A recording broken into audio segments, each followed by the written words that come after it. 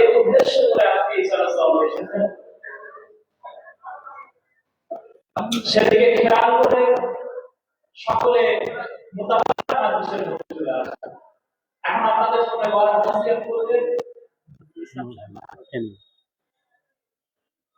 হযরত মাওলানা মুহাম্মদ নজরুল ইসলাম সাহেব। কেন তিনি তার গুরুত্বপূর্ণ হাদিস রাখতেন? সবাই মজলিসে চলে আসে। কেন করে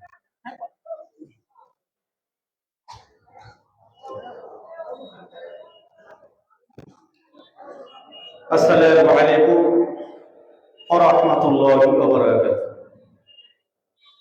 আমি অনুরোধ করব যারা যেখানেই আছেন আসেন এই পবিত্র সীতাপুর দরবার শরীফে হযরত আল্লামা পীর আবুল ফারাহ সিদ্দিকী রহমাতুল্লাহ হুজুর তিনি কিয়াম এবং জিকির পছন্দ করতেন। ঈশার নামাজ পড়েছেন, বিক্ষিপ্ত ঘোরাফেরা করছেন, আসেন এই পবিত্র দরবার থেকে সালামের নজরানা পাঠাবো। ইয়া নবী সালাম। আসেন, যারা বাইরে আছেন ভিতরে চলে আসেন। যারা হুজুর কিবলাকে মহব্বত করতেন ভিতরে চলে আসেন। ইয়া রাসূল সালাম,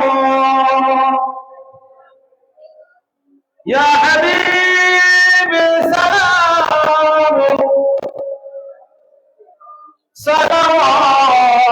সালাওয়াতুল্লাহ। নবী আপনি যে আরশে এর মেহমান,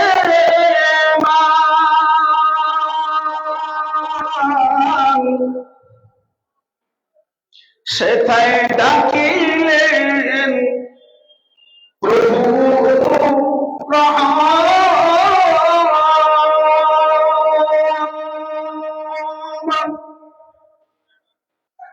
জানাইলেন সালাম আপনি যে নবী দো জাহান, নবী সালাম আলাইকা ইয়া রাসূল সালাম, ইয়া হাবিব সালাম, সালাওয়াতুল্লাহ।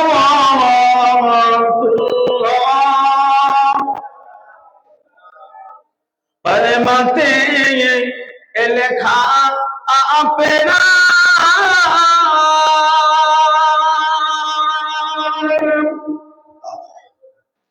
আজানে শুনি আপনা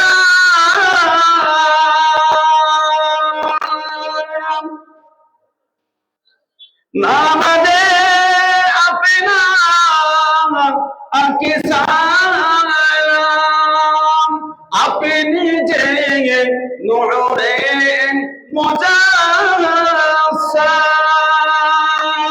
ইয়া নবী সালাম আলাইকা ইয়া রাসূল সালাম, ইয়া হাবিব সালাম, সালাওয়াতুল্লাহ।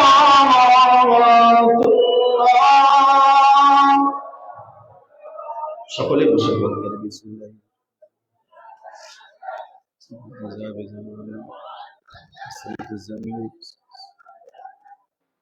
দরুদ শরীফ আল্লাহুম্মা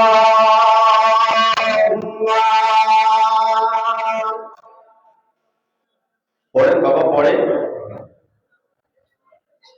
ওয়া আলা আলি সাইয়্যিদিনা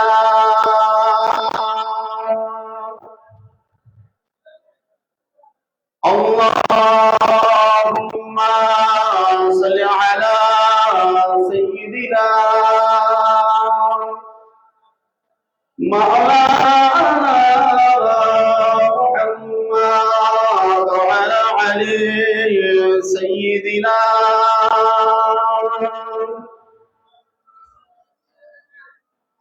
তুমি যদি কখনো দেখা দাও হে আল্লাহ,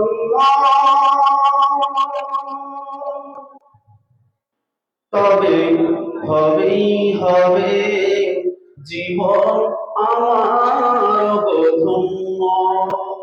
জোরে বলবেন না? আরো জোরে হবে না? তুমি যদি কখনো দেখা দাও হে আল্লাহ, তবে হবেই হবে জীবন আমার ধন্য। জোরে বলে, আরো জোরে হবে না? ও আমার যুবকেরা, জওয়ানেরা, আজকের যারা আমরা সীতাকুল দরবারে এসেছি, এখানে পারফরমেন্স করার জায়গা নয়। এখানে এসেছি কেবলমাত্র শুধুমাত্র হুজুর কেবলা রূহানি দেওয়া আর আপনাদের দোয়া দেওয়ার জন্য। আপনারা জানেন, আজকের শুধু সংক্ষেপে কয়েকটা কথা বলবো, যে হুজুর কেবলার কথা না বললে যেন থেকে খুব কৃপণ মনে হয়।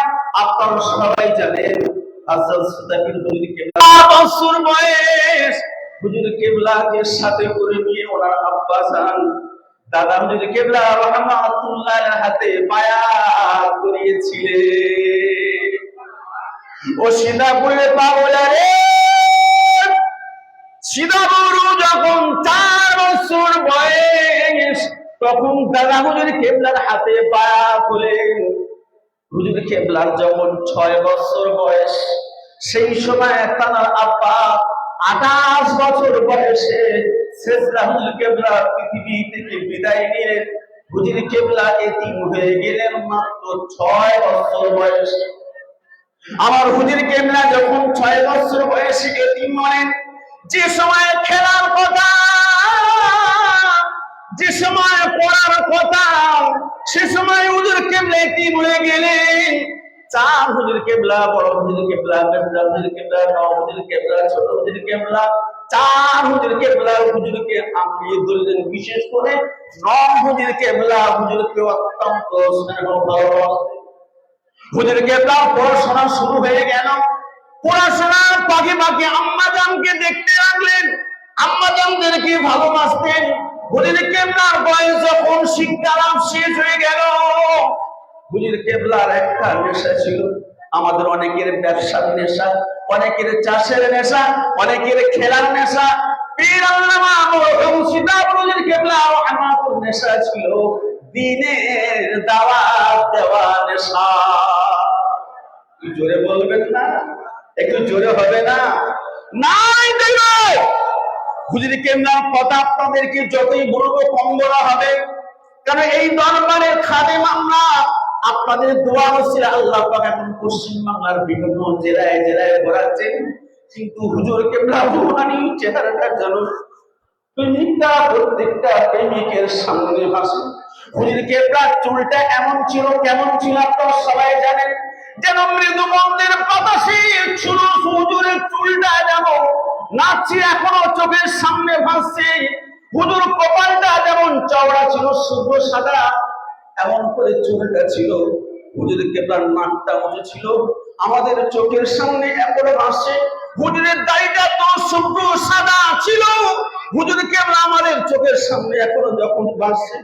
আমাদের এই এলাকাতেই যখন যোগীন্দ্রনগর, কালীবাড়ি, ক্যানিং এলাকা যখন যেত, আমরা যখন সামনে বসে বসে তখন ছাত্র জীবন, হুজুর কেবলা স্মৃতিটা আমাদের চোখের সামনে ভাসতো। হুজুর কেবলা কখনো অন্যায়কে কখনো প্রশ্রয় দিতেন না। কথা ঠিক না বলে বলেন? হযরত ওমরে ফারুক রাদিয়াল্লাহু তাআলা আনহু যেমন অন্যায় দেখলে গর্জে উঠতেন, তেমনই হুজুর কেবলা অন্যায়কে কখনো কোনোদিন প্রশ্রয় দিতেন না। জোরে বলবেন না? আরো জোরে হবে না? নাই দেখবেন। হুজুর কেবলা এমন ছিলেন। যখন সামনে কোনো অন্যায়, তার চলা, তার চুল কাটা, তার প্রত্যেকটা বিষয় যখন দেখতেন, বলতেন এই আমার রাসূল সাল্লাল্লাহু আলাইহি সাল্লাম কেমন তুমি চুল কাটবে, কেমন তুমি দাড়ি কাটবে, কেমন তুমি পেশাব করবে, কেমন তুমি পায়খানা করবে, সব কিছু আমার রাসূল সাল্লাল্লাহু আলাইহি ওয়াসাল্লাম শিখিয়ে দিয়েছেন। তুমি কেন এমন চুল কেটেছো, তোমার নখটা কেন এমন? আমার হুজুর কিবলা ঠিক এইভাবে আমাদের শিক্ষা দিতেন। জুড়ে হবে না সুবহানাল্লাহ। সেই হুজুর কিবলা বাংলা, আসাম, বাংলাদেশ, বিশেষ করে পাবনা থেকে শুরু করে সারা বাংলাদেশ, বাংলা, আসাম, ত্রিপুরা দিনের দাওয়াত দিয়ে সেই দাওয়াতের ধারা বজায় রেখেছেন পীরজাদা আল্লামা পীরজাদা তামিম সিদ্দিকী হুজুর। কথা ঠিক না ভুল বললাম? ঠিক তিনি যেমন শিক্ষা অনুরাগী ছিলেন, ঠিক তিনি যেমন সত্যর কথা সবার সামনে দীপ্ত কণ্ঠে বলতেন, ঠিক তিনি যেমন মুচকি হাসির সঙ্গে কথা বলতেন আর অন্যায়ের সামনে যেমন পরে হতেন, ঠিক তদ্রুপ পীরজাদা আল্লামা হযরত পীরজাদা তামিম সিদ্দিকী হুজুরের ঠিক সেই নকশে কদমে চলছে। কথা ঠিক না ভুল করে? তা না হলে হুজুরটাকে এতগুলো মানুষ আমরা আসতাম না। ও আমার বুড়া বাবুলেরা, আজকে যারা আপনারা জিকিরের মজলিসে বসেছেন, আপনারা লক্ষ্য করেছেন পীরজাদা হুজুর জিকির করছিল আর আমাদের চোখ থেকে পানিটা টপ টপ টপ টপ করে পড়ছিল, যেন হুজুরের নকশাটা আমাদের সামনে চোখের সামনে ভাসছিল। আজকে থেকে 11 বছর আগে 2013-তে যখন হুজুর কিবলা পর্দা নিয়ে নেন, আমরা তখন প্রচুর গাড়ি আমরা এনেছিলাম। আমরা তখন ছাত্র জীবন সবে শেষ করে তখন ওয়াজের লাইভে তখন ঢুকিনি, সবেও আমরা পড়াশোনা শেষ করেছি। তখন থেকে এই পর্যন্ত দেখছি হুজুর কিবলা, ছোট হুজুর কিবলা পীরজাদা তামিম সিদ্দিকী ঠিক তানারই নকশে কদমে চলছে। জোরে বলে আল্লাহ হুজুর কিবলাকে হায়াতে দারাজ করুক, ঠিক দিন খেদমতকে এমন করে নেওয়ার মতো তৌফিক দান করুন। আল্লাহুম্মা আমিন। আরো জোরে বলবেন আল্লাহুম্মা আমিন। আজকের এই ফুরফুরা সেমিনারে বিশ্বাস করেন, আমি আমার এলাকার কথা বলি, এখন হয়তো সারা বাংলা, পশ্চিম বাংলা বিভিন্ন জেলায় জেলায় ঘুরছি, পশ্চিম বাংলার বাইরেও কোন আল্লাহ পাক নিয়ে যাচ্ছে, কিন্তু আমরা দেখেছি এমন একটা সময় ছিল আমাদের এলাকাতে নামের আগে অনেকে শ্রী ছিল, তাদের নামের আগে মুহাম্মদ লেখা শুরু হলো। আমরা এমন এক দেখেছি আমাদের এলাকা থেকে শুরু করে অন্যান্য এলাকাতে দেখেছি তারা ধুতি পরে ঘুরতো। হুজুর কিবলা বলছে এইভাবে সব কেন করছিস, ধুতি বাদ দিয়ে লুঙ্গি পর। ঠিক দাদা হুজুর কিবলা রাহমাতুল্লাহ আলাইহি যে কথাটা মা হুজুর কিবলা যে কথাটা বলেছিলেন, পীর আল্লামা মাওলানা সিরাজুল হুজুর কিবলা রাহমাতুল্লাহ তেমনই বলতেন। কথা ঠিক না ভুল বলেন? আজকের সেই দরবারে আমরা আজকে এটা কোন দরবার, যে দরবারে আসলে আপনারা শুনেছেন কেতাবের ভিতরে পরিষ্কার এসছে যে এই সীতাপুরে এমন একটা মাটির বাড়ি ছিল, যেই বাড়িটাতে আপনি যদি আন্তরিকতার সঙ্গে যদি বসেন, সেখানে আমার রাসূল সাল্লাল্লাহু আলাইহি ওয়াসাল্লামের দিদার নসিব হতো। জোরে বলবেন না? আরো জোরে হবে না? ইয়াসআলুল মাওলা ইসমু মুহাম্মদ मैं कहूंगा नबी मुहम्मद। জোরে বলবেন না? আরো জোরে হবে না? आंखों का तारा नामे मोहम्मद, दिल का उजाला नामे मोहम्मद, চোখের তারায় আমার নবীর নাম, অন্তরের আলোয় আমার নবীর নাম। জোরে বলে, আরো জোরে হবে না? নাই দেখবে কোন দরবার? আমার সীতা হুজুর কিবলা ঠিক এমন সীতা হুজুর কিবলা, আমার হুজুর ঠিক এমনই হুজুর ছিল। আপনি যখন কাছাকাছি আসতেন তখন আপনার জান বাপ মরে গেছে, মা মরে গেছে, অনেকের চোখে পানি আসতো না, কিন্তু হুজুরের কাছে আসলে তার চোখ থেকে পানি চলে আসতো। কথা ঠিক না ভুল বললাম? মুরব্বী সাহেবরা তারা জানে হুজুর কিবলার অনেক কারামত আছে। ও যাই হোক, এটা পারফরম্যান্স করার জায়গা না, এটা দোয়া নেওয়ার জায়গা। আমাদের দৃঢ় বিশ্বাস এখান থেকে বক্তা তৈরি হয়। এখানকার অনেক ছাত্র আছে যারা বাংলার বিভিন্ন জায়গাতে এখন বিভিন্ন কর্মক্ষেত্রে আছে, বিভিন্ন কর্নারে আছে। এটা সেই সীতাপুর দরবার শরীফ। আমার অসমাপ্ত বক্তব্য আমি এইখানে শেষ করলাম। হায়াত বাকি তো মোলাকাত বাকি, নাকি? আপনার ইউটিউবে অনেক শুনেছেন আমার ওয়াজ, নাম বললে নজরুল ইসলাম, ক্যানিং বললেই ওয়াজ দিয়ে দেবে। আমার পরে পরে আমার প্রিয় ভাই হযরত মাওলানা সাদ্দাম ভাই এসেছে, তিনি তার কেন গর্ব কথা বলবেন, আমি গুনাহগার, আমার বাচনভঙ্গির। এই মোবাইল আছে। ভাই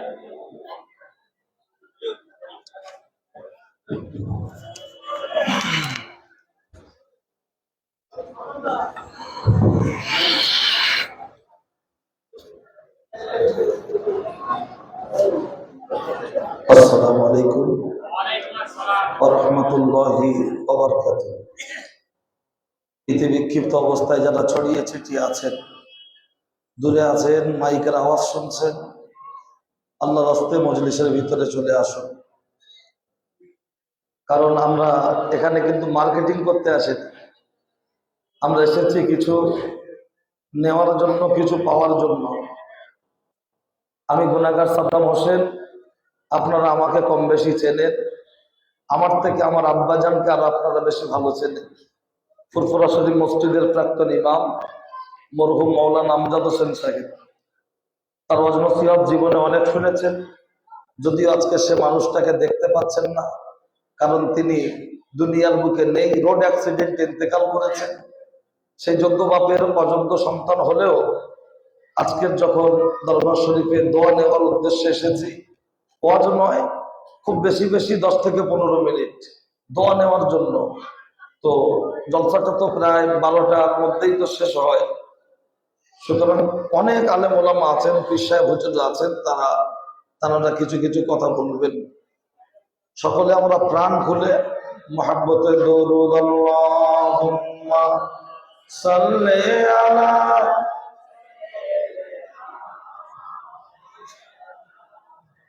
وعلى آل سيدنا مولانا محمد صلى الله عليه وسلم. الحمد لله الذي أنعم علينا وهدانا إلى دين الإسلام. উপস্থিত আজকের সারা বাংলার বিভিন্ন প্রান্ত থেকে আগত দিনদার পরেজগার আল্লাহ ওয়ালা মুরব্বী বাবাজিরা, সমবয়সী নওজোয়ান তরুণ বন্ধুরা, স্নেহের ছোট্ট ছোট্ট মাসুম বাচ্চারা, হুজ্জাত একরাম, হুফাজ একরাম, তলাবায়ে ইলজাম, আল্লাহ পাক রব্বুল আলামিনের দরবারে লাখো শুকরিয়া যে আজকের এই অগ্রহায়ণ মাসের 2 তারিখ সীতাপুর দরবার শরীফে দোয়ার মজলিসে বসে কিছুক্ষণ আলাপ আলোচনা শোনার ও বলার মতো তৌফিক দান করেছেন। এর জন্য শুকরিয়া স্বরূপ বলি আলহামদুলিল্লাহ। তারপরে পরেই যে ব্যক্তিকে লক্ষ্য করে সৃষ্টি জগতের শুভ সূচনা, ওই ব্যক্তিটাকে বলা যেতে পারে সৃষ্টি জগতের সভাপতি, মক্কার জ্যোতি, মা আমিনার বাতি, মরুদুলাল নবী মুহাম্মদ রাসূলুল্লাহর প্রতি অসংখ্য দরুদ ও সালাম বর্ষিত হোক। সকলেই বলি সাল্লাল্লাহু আলাইহি ওয়াসাল্লাম। পর কথা, ভাই ও বাবাজি, আমি আপনার মাঝে এতটুকু কথা বলতে চাই, আজকের মানুষ বিভিন্ন দূর দূরান্ত থেকে ফুরফুরা শরীফে দৌড়ে দৌড়ে আসেন কেন, আসবেন কেন? মনে রাখুন, অত্যন্ত দুঃখের সাথে বলছি, যারা চেনে তারা কেনে। ফুরফুরা শরীফকে যারা চিনেছে, যারা কিছু পেয়েছে, তাদের সামনে যদি ইটের দিয়াল তুলে দেওয়া হয়, তারপরেও তারা দিয়াল টপকে, দিয়াল পেরিয়ে আসার চেষ্টা করবেন। কথা ঠিক কিনা?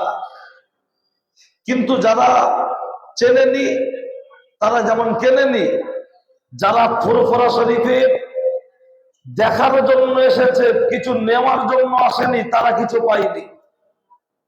এই যে আমাকে আপনারা দেখতে পাচ্ছেন, আমার ফুরফুরা শরীফের দোয়ার বাদাউলাতে, হুজুর কেবলাদের দোয়ার বাদাউলাতে আজকের সাদ্দামের মাথায় টুপি, গায়ে সুন্নতি লেবাস, মুখে সুন্নতি দাড়ি, এটা হুজুর কেবলাদের দোয়ার বরকত ছাড়া কিছু নয়, এটা আমি মনে করি।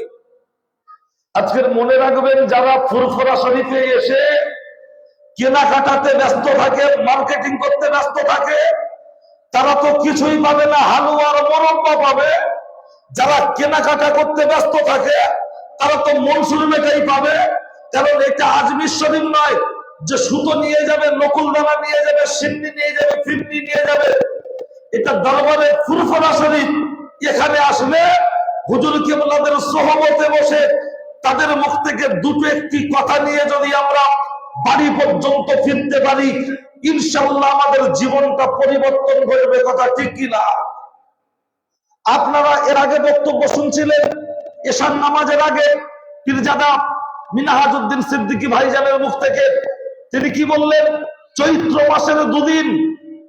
মাসের দুদিন আমার আব্বাজান অর্থাৎ পীর আল্লামা নুরউদ্দিন সিদ্দিকী হুজুর জলসা নিতেন না। কেন? বলতেন সীতাপুর দরবার শরীফের জলসা আমার ভাইয়ের জলসা।